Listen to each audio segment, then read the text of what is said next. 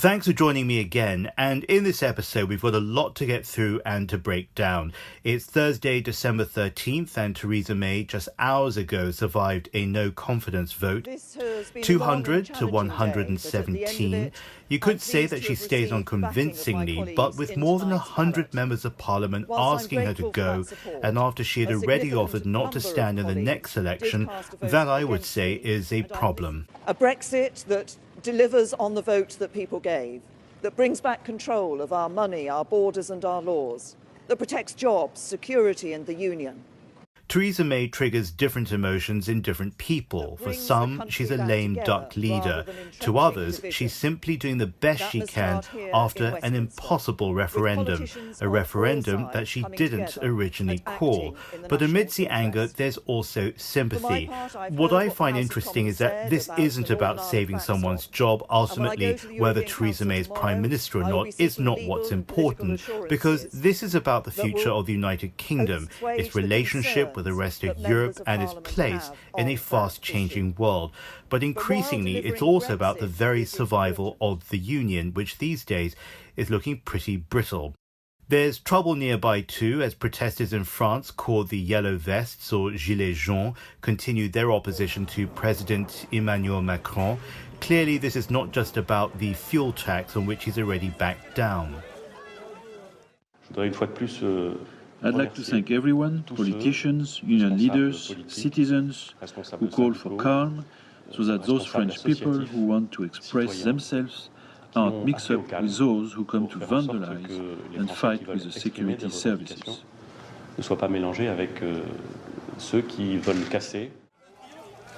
That was French Prime Minister Edouard Philippe. I think what today's leaders still fail to grasp, and this is why people say that their leaders are out of touch, and this is not just about France, but applies to many governments, is that many people are feeling disenfranchised, or in a more straightforward language, they're feeling left out, forgotten, cast aside.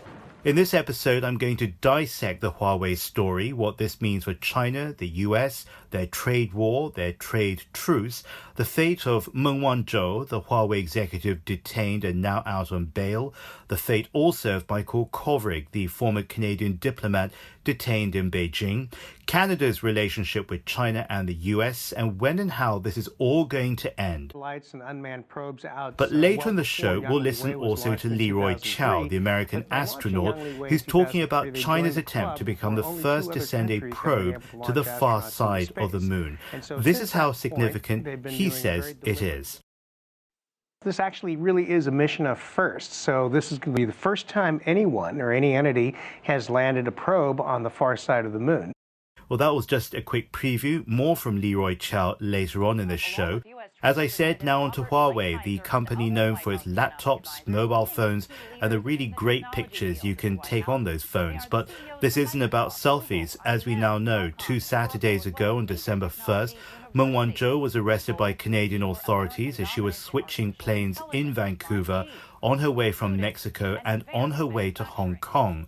She knows Canada well. She has a couple of homes there. The problem is she's the public face of a company alleged to have ties to the Chinese military, and she's also the daughter of its founder and president, Ren Zhengfei. This is where it gets more complex. The arrest warrant for Meng was put out by the United States, not by Canada. US says Skycom, said to be a Huawei entity, broke sanctions on trade with Iran, leading to charges against Meng for conspiracy to defraud multiple international institutions.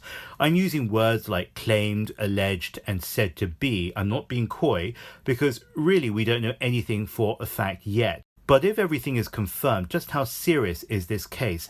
Bruce Fine is a lawyer with expertise in constitutional and international law. He's also a principal at the Litchfield Group.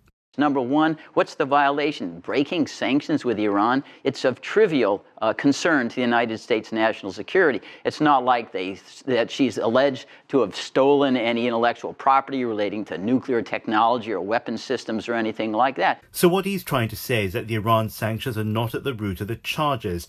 What I think is that the timing and context is not entirely coincidental. Canadian Prime Minister Justin Trudeau says it's not political. It was purely a matter matter for the courts, but on the US side, John Bolton, National Security Advisor, says he was aware of the arrest warrant in advance. So that's my take. Today, one of the defining game changers in the China-US relationship is technology. Tech is the space race of the 21st century. Before, it was about the US and the Soviet Union being the first to send a man to the moon. Now it's about China and the US and who will be first to dominate the tech space completely. As if to confirm that, the White House played host this week to a roster of heads of leading tech groups, and at the same time, politicians from 80 countries interacted at a conference on Capitol Hill where Chris Boyer from AT&T and Jack Norwood from Citi Cyber Intelligence Center voiced these concerns. We are increasingly concerned about nation-state actors viewing critical infrastructure, such as the networks that we operate, as being collateral in some of these geopolitical issues. To share the information that you have as governments and to help facilitate the sharing of the information that the corporations within your countries have with one another. Meanwhile, Canada has chosen to be positioned between a rock and a hard place, maybe to protect its interests with the US, a relationship that's come under some strain in the Trudeau-Trump era. And at the same time, Meng, who may or may not be a leading executive with a company with military ties to China, has been detained in a foreign land. So earlier we heard from an American expert. Now let's head to a Chinese, Xu Qingduo, who's an adjunct professor at Renmin University and a senior fellow at the Pangal Institution. You know, for competition, that's fine. Strategic competition between China and the United States is understandable, but still there are rules we should follow. And now there's no bottom line by basically kidnapping Madame Meng and making her a bargaining chip. Clearly no one's a winner. China and the US had just brokered a 90-day truce at the G20 summit when news of Meng's arrest broke. Trade for the two, let alone political relations, have entered new uncharted territory. And Canada now needs to find a way out. It's made the arrest, but without the US confirming its extradition case, and it has 60 long days to do that, Canada is stuck. The Chinese, fairly or unfairly, right or wrong, will think it's fair game to make it pay for allowing itself to take sides. Canada, that is. Xu Qingduo thinks there is every possibility that this is what led to the detention of Michael Kovrig, an experienced Canadian former diplomat who's on special leave while he advises the International Crisis Group. It's likely, obviously, China has made it very clear China will do whatever it takes to make sure its citizens' rights is being protected either in China or overseas.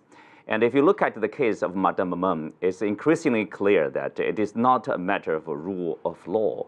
It is a matter of competition between China and the United States. Now, as we go to this podcast, we're hearing about a second Canadian being detained in China. So let's talk about Canada. What's at stake here? It seems unfair that Kovrig and Meng are made to pay personally for the collision of external political forces. Personally, I just don't know why Canada, if it did, got itself involved. Politics is cruel, and unless you're the major player here with all the aces in your hand, why risk it? Chrystia Freeland, Canada's foreign minister, chose her words slowly and carefully at a press conference. It is incumbent upon parties making an extradition request to be sure that that extradition request is about ensuring that justice is done, is about respecting the rule of law, and our extradition partners should not seek to politicize the extradition process. You'll remember Freeland from Canada's tangle with Saudi Arabia. That seemed unwise at the time, but Canada also has every right to speak its mind, and Freeland stood her ground firmly in that case.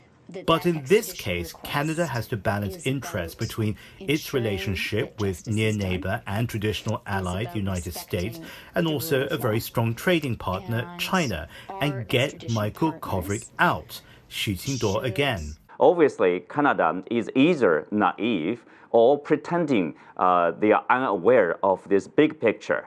Huawei and Madame Meng is at the center of the storm between China and the United States.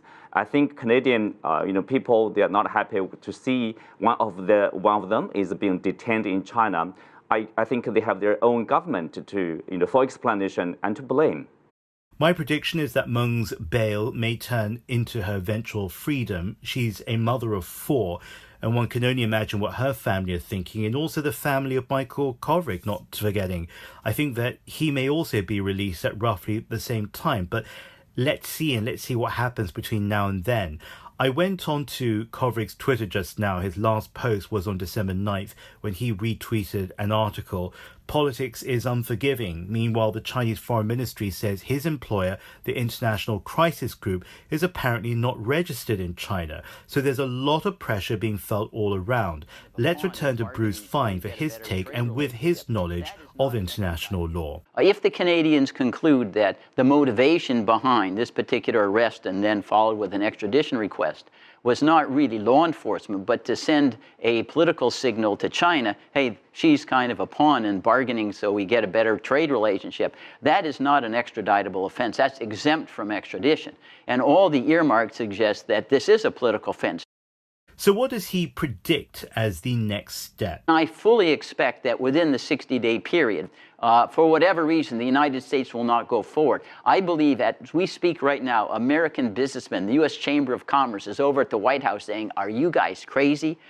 We need to travel to China too in order to advance our business interests, and you are setting a precedent that places us at risk. And remember also, Mr. Trump is a businessman. He understands that. He's traveling there. He, I think, would appreciate how absurd it is to take someone who's running a company and charge them criminally.